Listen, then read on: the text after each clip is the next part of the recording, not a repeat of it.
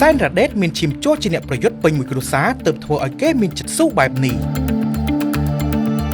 អ្នកប្រយុទ្ធចិត្តសឿងសែនរ៉ាដេតជាកូនអ្នកភូមិ4សង្កាត់ដងតុងក្រុងខេមរៈភូមិន្ទខេត្តកោះកុងដែលពីមុនគេហៅថាភូមិ4ឃុំដងតុងស្រុកស្មាច់មានជ័យ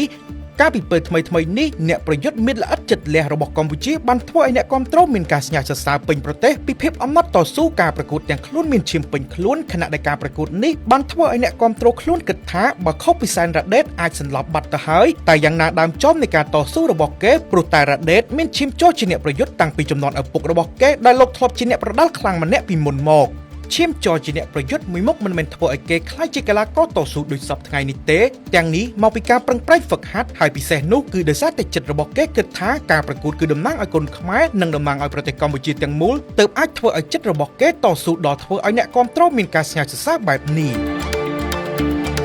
និយាយពីប្រវត្តិឈាមជ័រជាអ្នកប្រយុទ្ធវិញរ៉ាដេតមានលោកឪពុកឈ្មោះឈិនតិនដែលលោកធ្លាប់ជាអ្នកប្រដាល់ការចំនួនឆ្នាំ9ជាងចំណែកឯម្ដាយរបស់គេមានឈ្មោះថាកងរ៉េតជាស្ត្រីមេផ្ទះលោកទាំងពីរបានបង្កើតកូនប្រុសស្រីសរុបចំនួន7នាក់ក្នុងនោះ4នាក់ជាកូនប្រុសហើយបងប្អូនប្រុសបង្កើតទាំង4នាក់នោះគឺជាកីឡាករប្រដាល់ទាំងអស់ដោយទី1មានឈ្មោះថាឆ្លាមសបច្ចុប្បន្នជាគ្រូបង្វឹកទី2សែនរ៉ាឌីបច្ចុប្បន្នបានលាងដៃពីការប្រកួតលើសង្វៀនទៅហើយចំណែកឯទី3គឺសែនរ៉ាដេតដែលកំពុងតែប្រកួតស្របពេលដែលទី4គឺសែនរ៉ាដូក៏បានលាងដៃចេញពីលើវិថីឈឺសាច់មួយនេះដែរក្នុងចំនួនឆ្នាំ9ជាងដែលលោកឪពុករបស់សែនរ៉ាដេតប្រឡងលើវិថីឈឺសាច់នោះក៏លោកក៏ជាអ្នកប្រយុទ្ធល្អម្នាក់គ្រាន់បើផងដែរទើបបណ្ដាលឲ្យកូនប្រុសទាំង4បានក្លាយមកជាអ្នកប្រដាល់បន្ទាប់រ៉ាដេតបានចូលហ្វឹកហាត់ប្រដាល់តាំងពីអាយុ10ឆ្នាំដោយការនោះហាត់នៅក្នុងក្លឹបកងអង្គរៈខេត្តកោះកុងក្រោយមករហូតដល់ឆ្នាំ2011គេក៏បានចូលរួមហ្វឹកហាត់ជាមួយនឹងក្លឹបអប្សរាគុណខ្មែរវិញចាប់តាំងពីហ្វឹកហាត់ប្រដាល់គុណខ្មែរតាំងពីពេលនោះមកទល់ឆ្នាំ2017គេក៏បានផ្អាកការប្រកួតមួយរយៈពេលហើយចាប់ផ្ដើមប្រកួតវិញ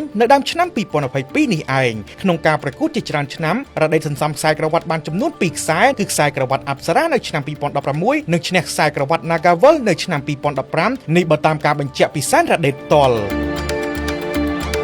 ក្រៅតែពីប្រកួតលើសង្វៀនដ៏អង្អាចសែនរ៉ាដេតធ្លាប់បានសាងស្នាដៃដ៏ធំធេងគឺជួយដណ្ដើមមេដាយមាសពិភពលោកប្រភេទកីឡាវ៉ូវីណាមកាលពីឆ្នាំ2017បន្ទាប់ពីចូលហ្វឹកហាត់ប្រភេទកីឡានេះកាលពីឆ្នាំ2011កីឡានេះរ៉ាដេតបានចូលហ្វឹកហាត់ដល់ឆ្នាំ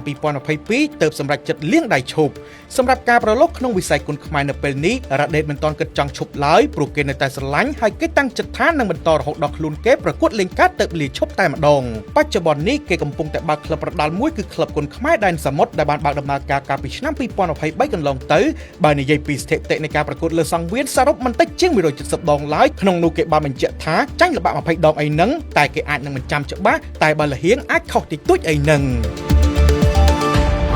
សាំងជាមួយទ្រូហូមមិនថ្លៃដូចបងប្អូនគិតនោះទេសំខាន់មានប្រូម៉ូសិនជាច្រើនសម្រាប់អតិថិជនថែមទៀតសម្រាប់ព័ត៌មានលម្អិតសូមទំនាក់ទំនងមកកាន់លេខទូរស័ព្ទ093 999 និង393